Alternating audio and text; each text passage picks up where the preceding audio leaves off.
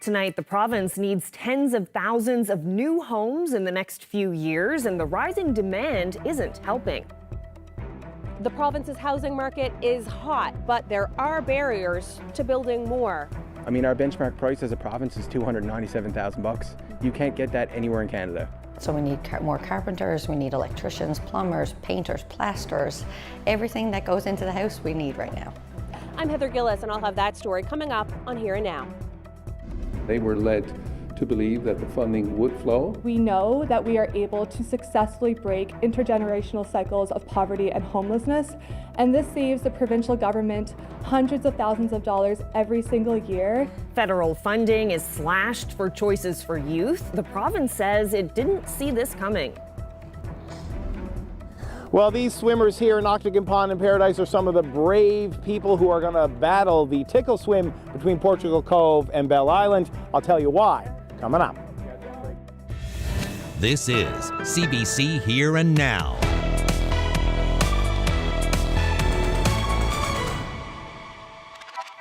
Good evening and welcome to Here and Now.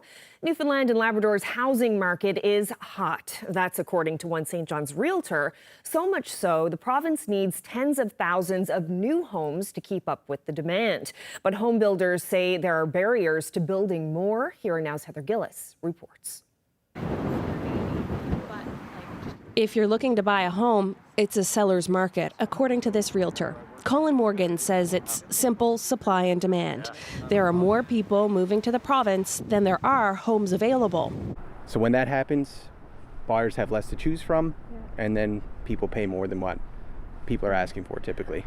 Morgan says fewer people are listing their home, leading to low inventory. And he says high interest rates have pushed people from other provinces with higher housing prices eastward because homes here are relatively more affordable. I mean, our benchmark price as a province is $297,000. You can't get that anywhere in Canada, okay? I mean, Halifax is $420,000, Quebec is $550,000, Vancouver's $1 million, Ontario's $850,000. So they look at Newfoundland and they say, okay, that's where we're gonna go. Yeah. Morgan says on average about 15 people are viewing each listing. And with fierce competition, he says some have resorted to writing letters to sellers trying to sway things in their favor. It works. Sometimes it works. Meanwhile, home builders say there are barriers to increasing the housing supply, and it starts with a labor shortage. So we need more carpenters, we need electricians, plumbers, painters, plasterers, everything that goes into the house we need right now. The Canadian Mortgage and Housing Corporation says this province needs to build 10,000 new homes a year by 2030 in order to keep up with demand. But Foster says housing starts in this province so far this year are in the hundreds, not thousands. I don't believe that it's realistic to think that we're going to hit those numbers. Right now we're at about 700 housing starts for this year until June. So we need over that many per month in order to hit those numbers. We're not going to get there, unfortunately. Meanwhile, as demand for homes and building ramps up, the Canadian Home Builders Association wants the province to create a registry of contractors to protect consumers because the province doesn't have one. If you're looking for somebody to build a home, you want to make sure that they have the correct insurance, they are registered with Workplace NL, that you get a contract, you get your contract in writing. There's so many things that a consumer can do to protect themselves, and you have to be very mindful of that and do your due diligence before you build a home. Heather Gillis, CBC News, St. John's. Well, unexpected evictions, young mothers losing their support services. Choices for Youth says it has no choice but to make major cutbacks to its programming and workforce. As Here and Now's Malone Mullen reports, the housing minister says the province didn't see this coming.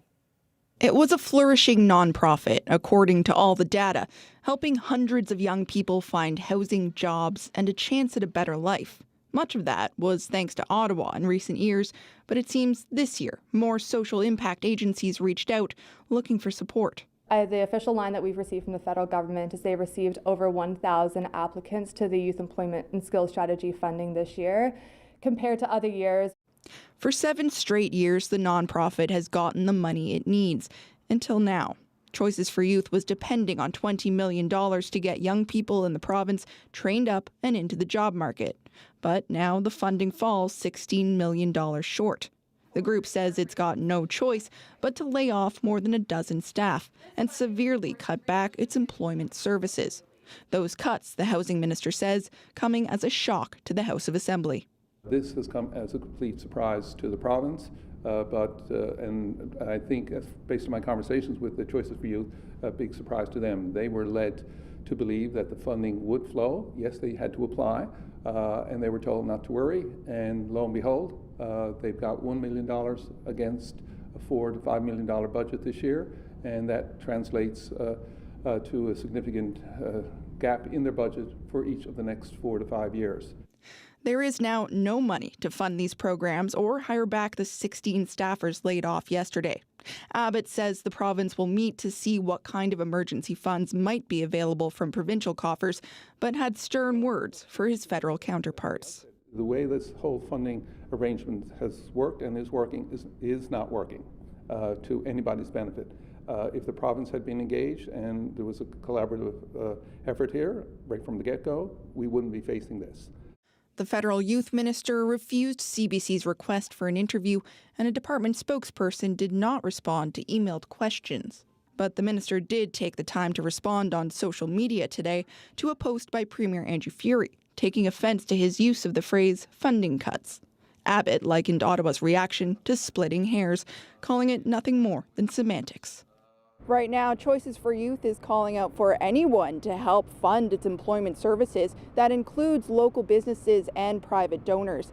It also says that without funding help, up to 8 people will lose supportive housing. Malone Mullen, CBC News, St. John's.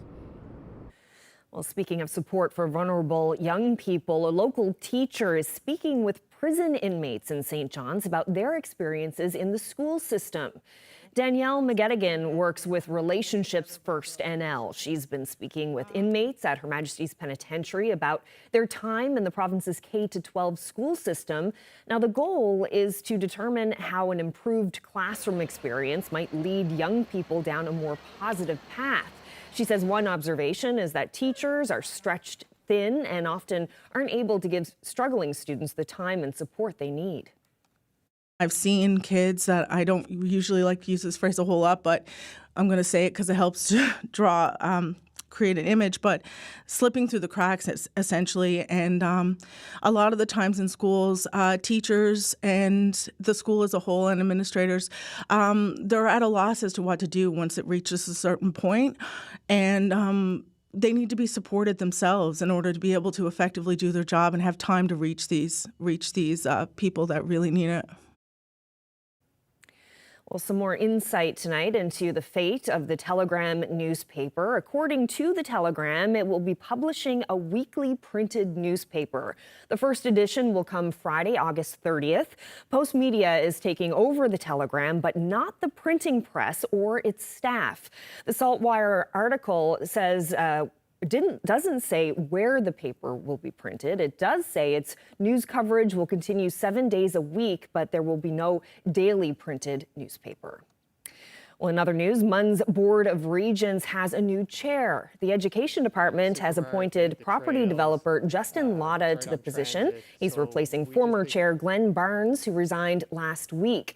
Barnes' resignation came after the board found his email activity did not align with the code of conduct. Barnes had forwarded a pro-Palestinian campaign email sent by an alumni to her father to, quote, let them know what their kids are doing. Lotta, who is the CEO of KMK Capital, has been on the board since 2023. Well, vandals have slowed the construction of a Beothuk memorial in Botwood. The memorial is meant to be unveiled on the National Day for Truth and Reconciliation next month, but vandals hit the Blueberry Hill site 3 different times last week, towing away a boulder and using a vehicle to tear up the ground on 2 different occasions. The RCMP are investigating.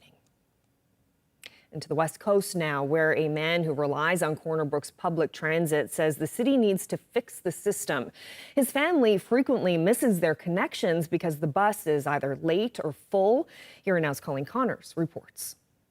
How does Eric spell Eric? Earl Hussey is waiting to catch the bus. It's the last stop on the route, the one closest to his house in Mount Moriah. So I live about 2 kilometers from here. and quite a good walk in both winter and summer because of the road conditions in the winter time and the heat like this in the summertime. So it's good workout. For $3.25, Route 1 will take him into Corner Brook to get some groceries. His son is not so lucky most days. He works here at the hospital. He frequently misses his connection in the center of the city because of delays. Sometimes the bus is too full and there is nowhere to sit. One week this summer, he ended up taking 3 cabs home on 3 different nights at over $30 a ride. We need something that's substantial for the people. Like, you know, if they get out, there's a schedule, that the bus should be there to pick them up.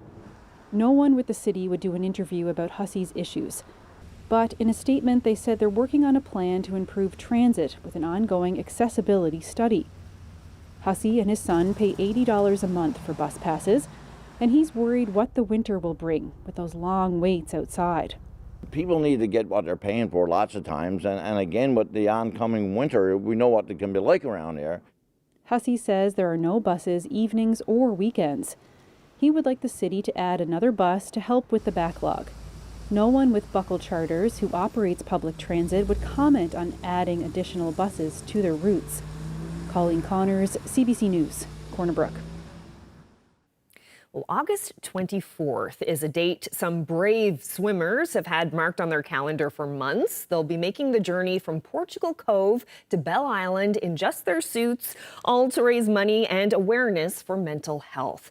Well, tonight they're squeezing in a practice at Octagon Pond in Paradise, and Here and Now's resident swimmer Jeremy Eaton is there with them. So, Jeremy, how's it going out there?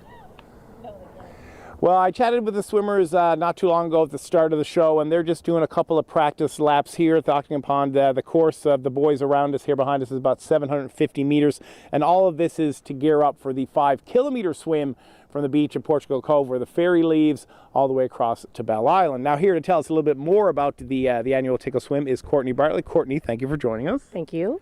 Courtney, you are on the organizing committee, but you're also a swimmer. You've done this before. What is this experience like? Well, my first time swimming, it was last year, and I will say that leading up to the swim, it was quite nerve-wracking, thinking about all the things in the water. But once I got in the water, I was completely comfortable, and no doubt it's a physical feat. I mean, you're swimming 5 kilometers in the ocean, so it did take a fair bit of training to be able to achieve this. But you know, the fact that we're raising this money for such a special cause near and dear to my heart is why I became involved. Why did you want to do it last year? Like, what was your inspiration behind it, if you don't mind me asking? Well, I had some good friends who did it the year before, and when they did it, I went out to the shore where they were coming in. I looked at it and I said, wow, I've got to do this. And they were like, get out, let's get a committee, let's get this going, let's make this a big event. And then I became inspired to become involved. And, you know, seeing friends and family who need to avail of any kind of mental health resources here in Newfoundland, I just felt like it was a great time for myself to become involved. I know from covering this event in the past, and I've trained for the event. I haven't actually done the crossing. We'll get to that later. But anyways, and speaking to the swimmers there, every single one of them has a story. I think there's 6 or 7 of them out there practicing now. How many people will take part on Saturday? So currently now we have 15 swimmers who are registered. We do have room for more, but due to the time constraints here now, we're not taking any new swimmers. But those who want to participate next year, you know, we have availability for 30 swimmers. So we are looking to increase the numbers for our event. And we also have 15 kayakers, because a swimmer has to have a kayaker accompanying them in the water. Now, we got a couple more seconds left, but give it a plug. If people wanted to donate money, where do they go, Courtney? Tickleswim.ca. You can also reach out to us on Facebook through the Canadian Mental Health Association. And one more quick question. What was the scariest thing you encountered when you were in the water? Definitely jellyfish. Ooh, nobody likes getting stung by a jellyfish. Yeah. That's Courtney Bartlett. She's with the Tickle Swim Organizing Committee. I'm Jeremy Eaton. We're standing here on the dock. We're going to talk to somebody from the Canadian Mental Health Association, Newfoundland and Labrador, later on in the show, as well as probably one of those 2 swimmers out there. Reporting live for Here and Now, I'm Jeremy Eaton in Paradise. Well, the temperatures from today have certainly dropped in behind a cold front. That trend is going to continue, but temperatures will warm up again. We'll get into all the details coming up.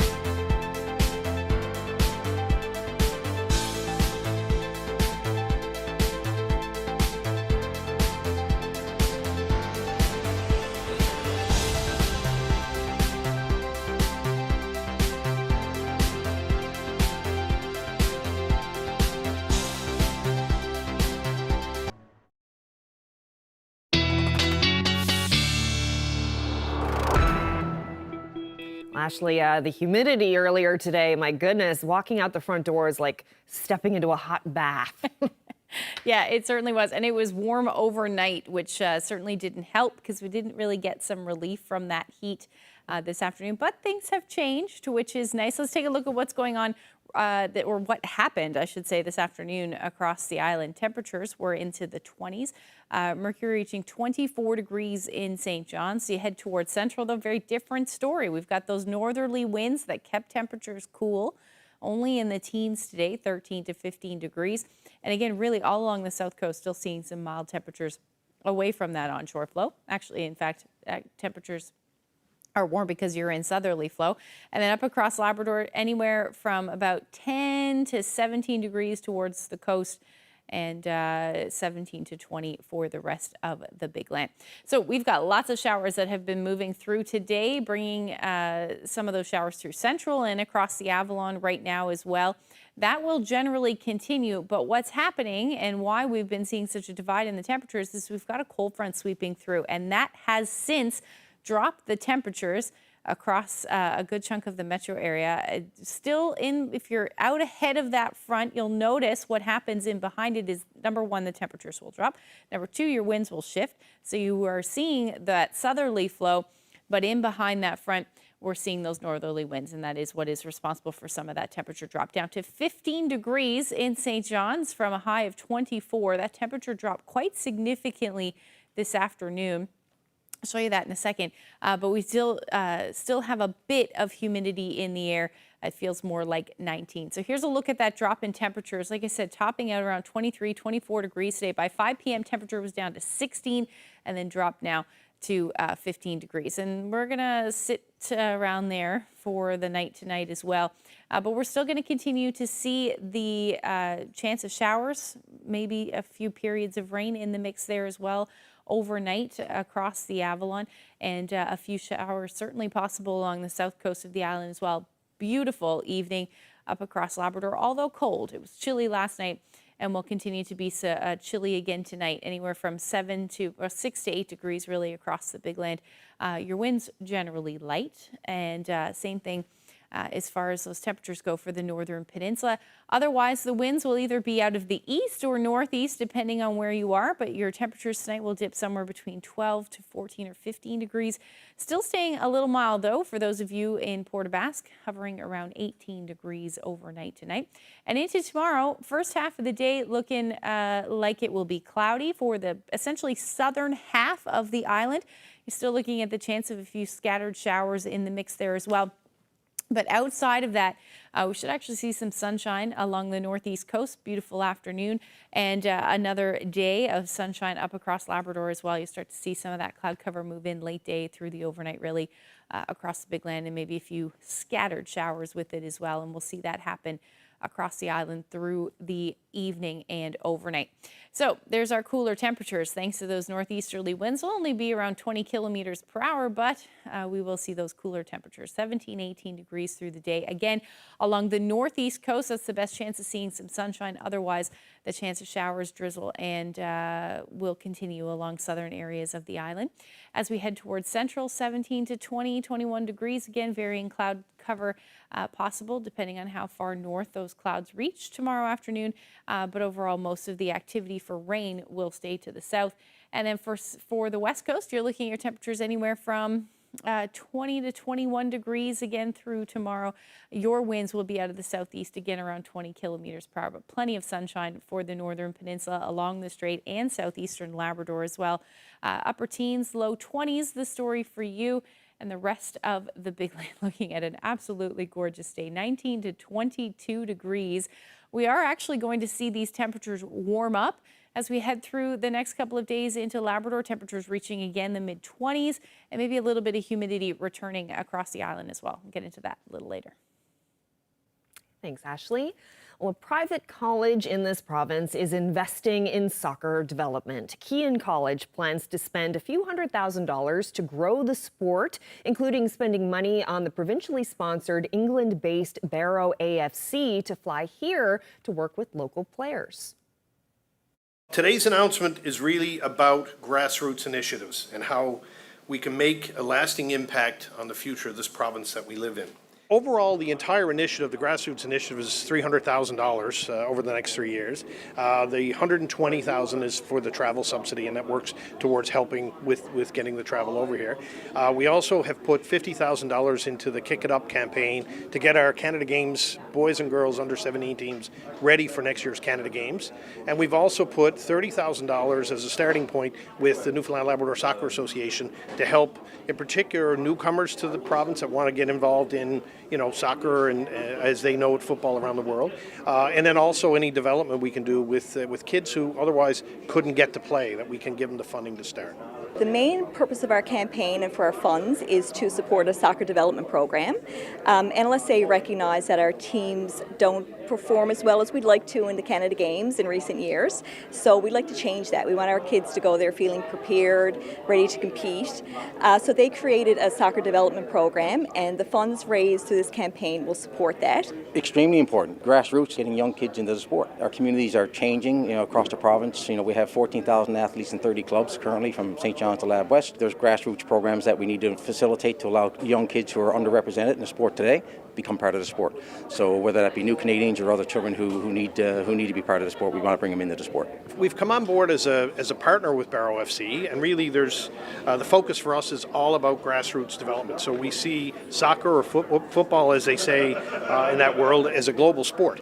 And so we want to put more investment into the province, into our local communities and helping. So part of our investment is a travel subsidy that we're giving to Barrow FC to come over and bring their players, coaching staff, any of their development group to come over here and actually help the community groups and soccer organizations in the province. The financial support of Keane and the government is greatly appreciated, but that is not why we're entering this partnership.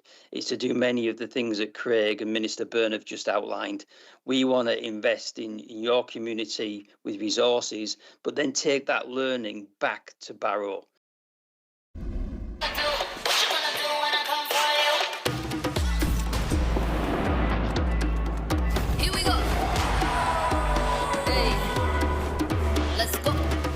Play no games.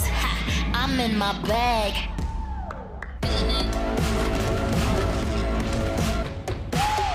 What you gonna do? What you gonna do when I come for you? Let's go. I don't play no games. You know my name. Well, you caught our very own Katarina Roxon and her great smile in that promo for CBC's Paralympic coverage. She'll be competing in the Games for an impressive 5th time. And it all kicks off next Wednesday, August 28th. And just like the Olympics, that does impact Here and Now's programming. The show will be a half hour later during the Paralympic Games in Paris. We'll start 6:30 Island time, a half an hour earlier in most parts of Labrador for the duration of the Games. And still to come tonight,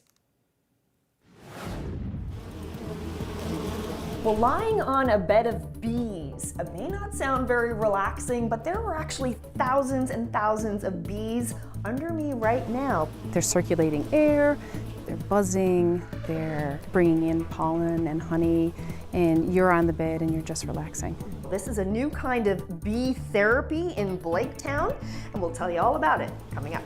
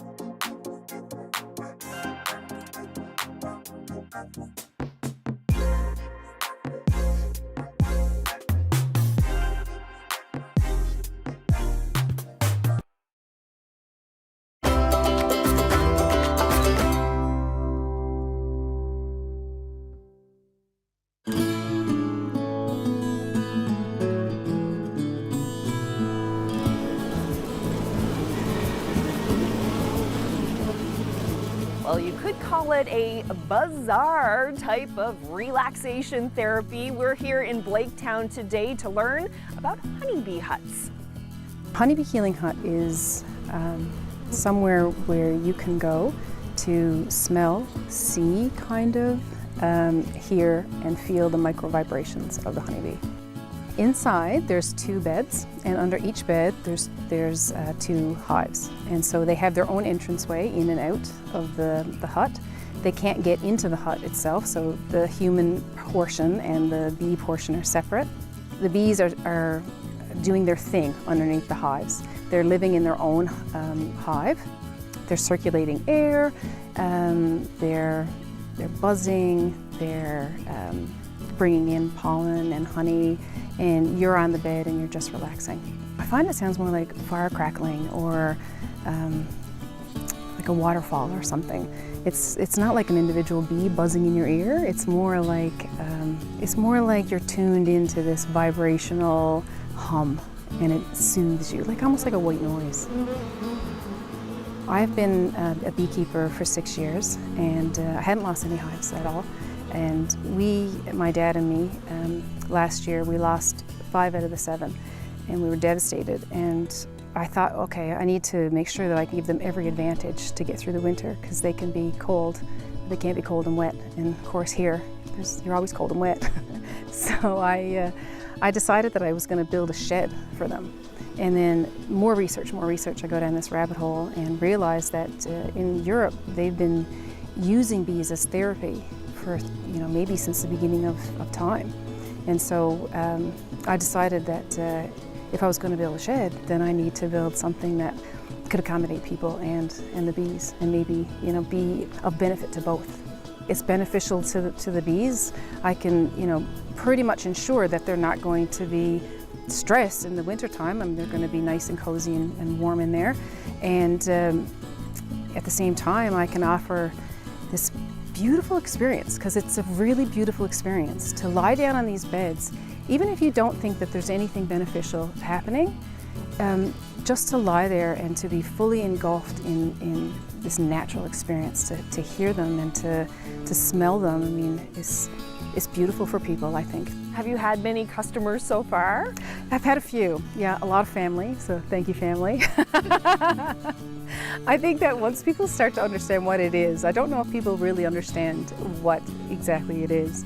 And so hopefully when maybe they see this, they can say, oh, okay, that's not dangerous. Maybe I'll take a try. Oh, okay. So you have 2 beds in here. Mm-hmm. Nice. Sometimes it gets warm in here, but the bees are trying to maintain their own temperatures in their boxes, so it's like a nice sauna kind of. It's nice and warm outside. Yeah, and it's kind of like a sauna sort of feel to it. So explain these beds here. Explain what this setup is. Underneath the beds, there's 2 hives. So if you were to peek down, underneath there's a screen that protects anything from flying up. Right. So no bees are coming up through here. No bees are coming up. Just stepping in here, you can hear the buzzing. Yeah. Mm-hmm. Yeah. Oh, this is relaxing.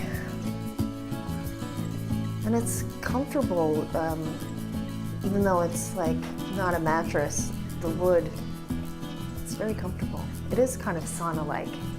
Yeah. We hear them, and they're vibrating at a certain hertz, and so it's calming for our nervous system. And when our nervous system is calm, the body can begin to heal itself. Well, Nicole, this is such an interesting experience. Never done anything like this before, but I love bees, so it's very special. Thank you so much. You're very welcome. And thanks to the bees. Especially to the bees. Thank you.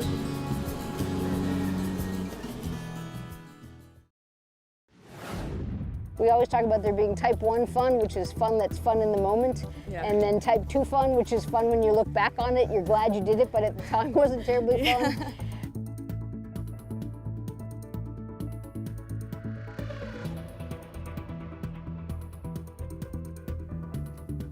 Well, what type of fun is this? We're hitting the water with adventurer T.A. Loeffler, who's encouraging more women to get outdoors. That's still to come.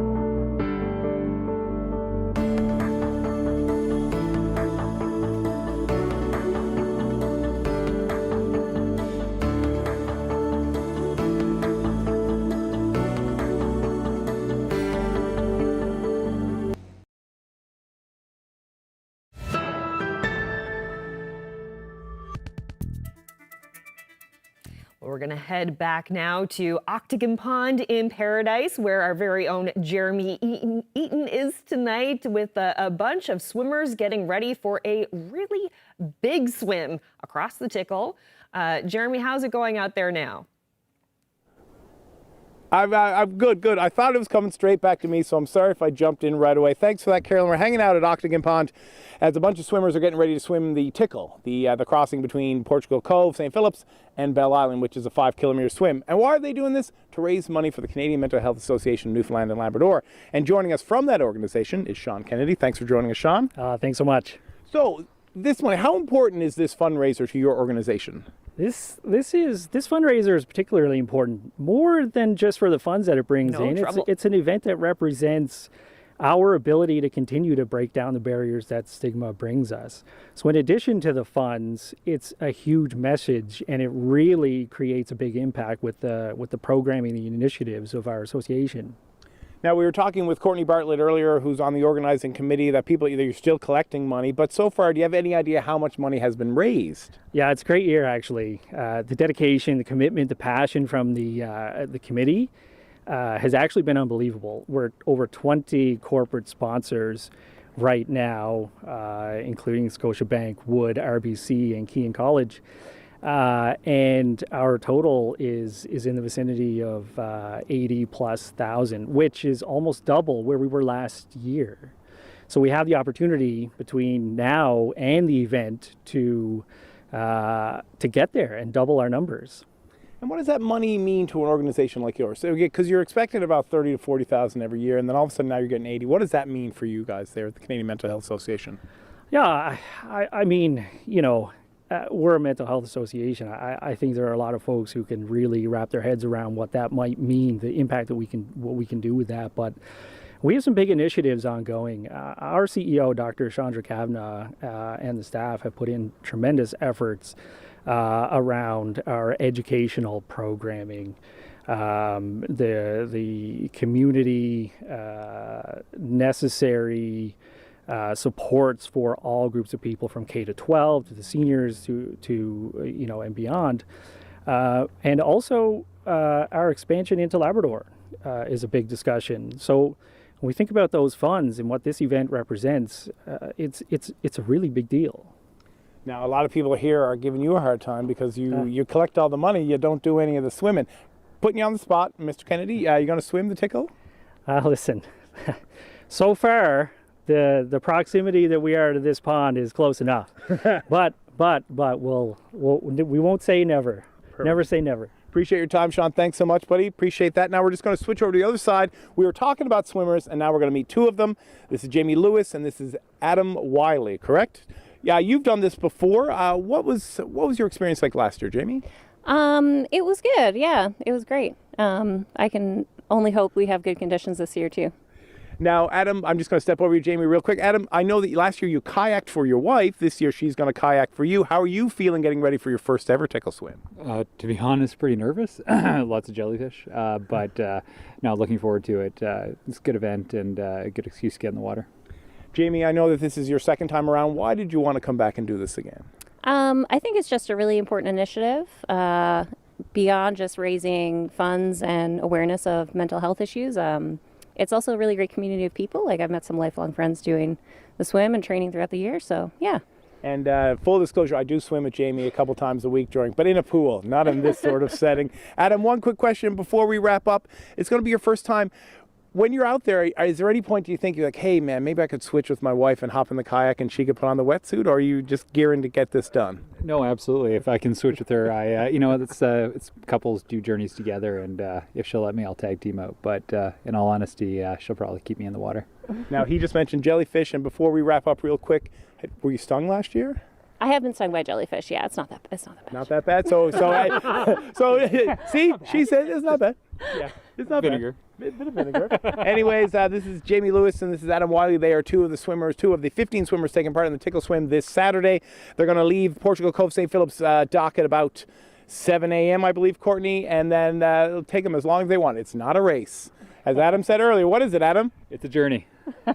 There we go. So from all of us here at Octagon Pond, reporting live for Here and Now, I'm Jeremy Eaton in Paradise. Well, that's great. I'd be afraid of the jellyfish for sure, but what an impressive feat to swim the Tickle. My goodness, best of luck to them. Well, staying on the water, a local adventure seeker is helping other women develop outdoor skills and have fun doing it. T.A. Loeffler runs the Becoming an Outdoors Woman workshop. CBC's Julia Israel went for a paddle to learn more.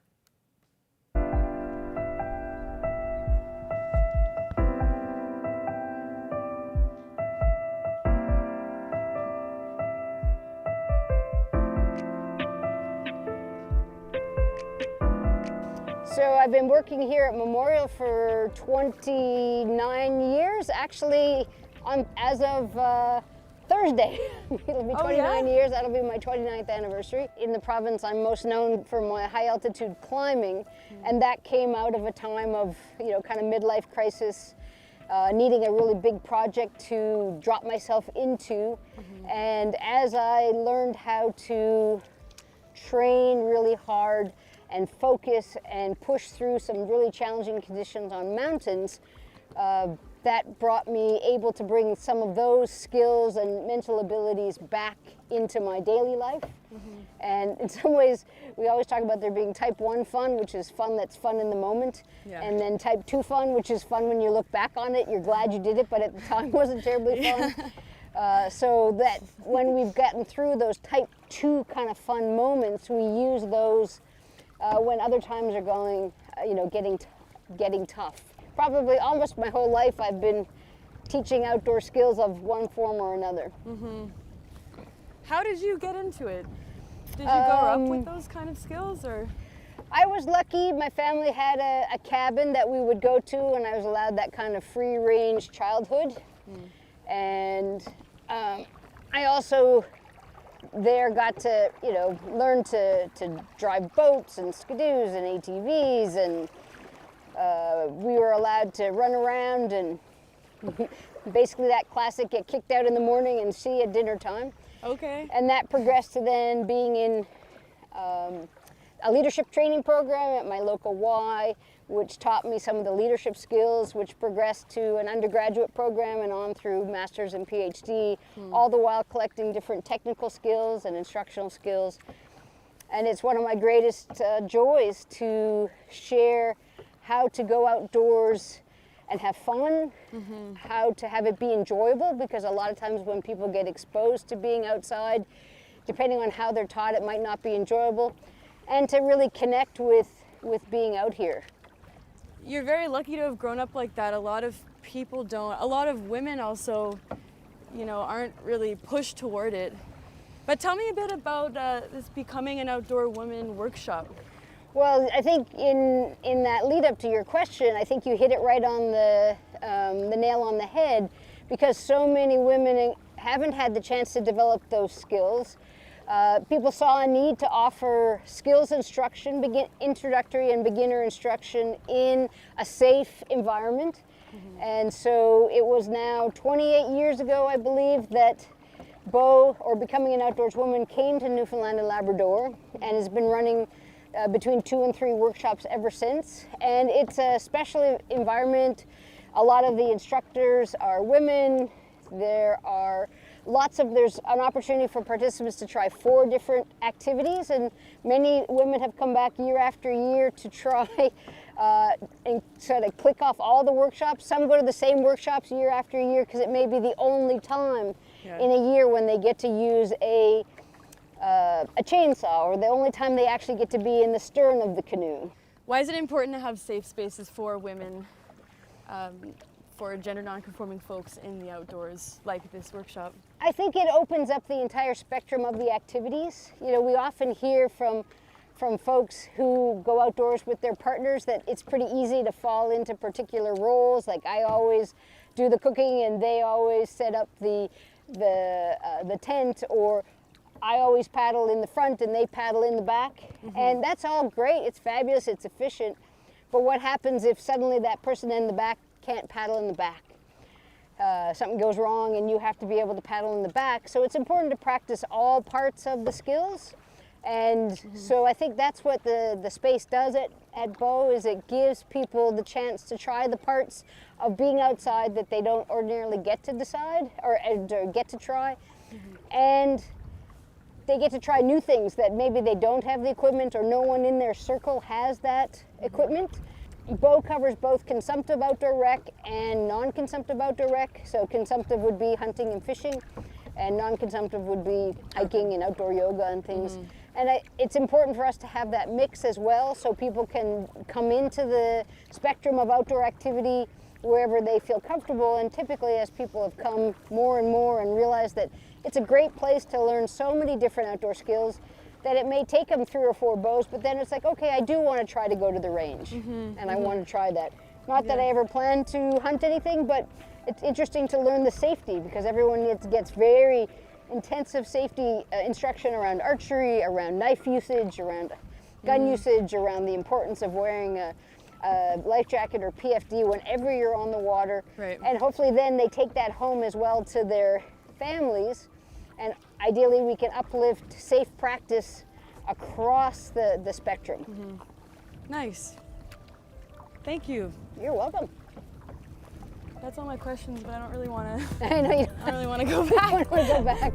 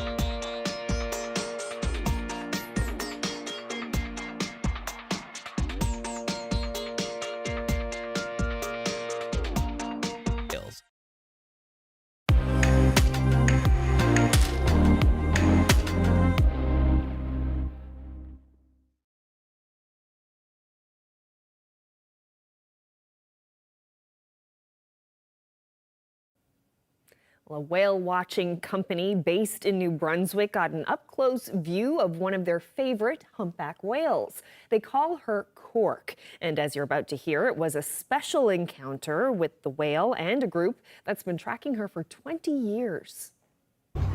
She's right under the water.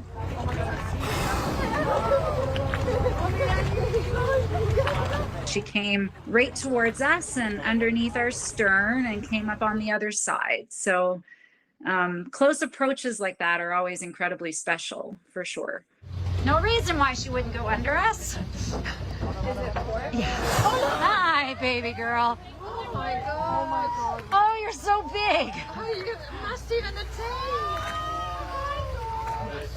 It's not common. Whales are here in the Bay of Fundy to feed, and that's really what's on their mind most of the time. Saying that, there's certain individuals that can be more curious than others, and there's definitely some in Fundy. They all have different personalities. Yeah.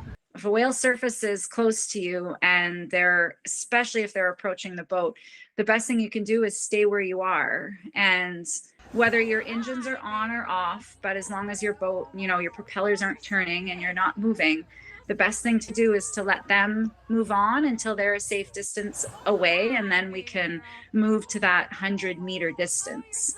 Whether she was curious or on her way in that direction, she's a really special whale to me.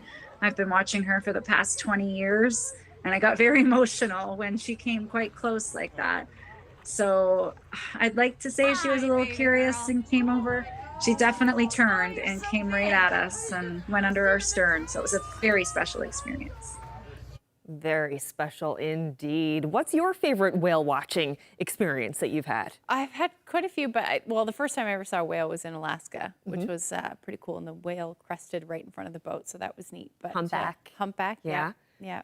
But I've had quite a few beautiful experiences here as well. So I love humpbacks. They're so beautiful. I used to work on a boat, a tour boat out in the harbor. So I've had a lot. Quite a few. Yeah, that wasn't yesterday. That was a long time ago. Yeah, for sure.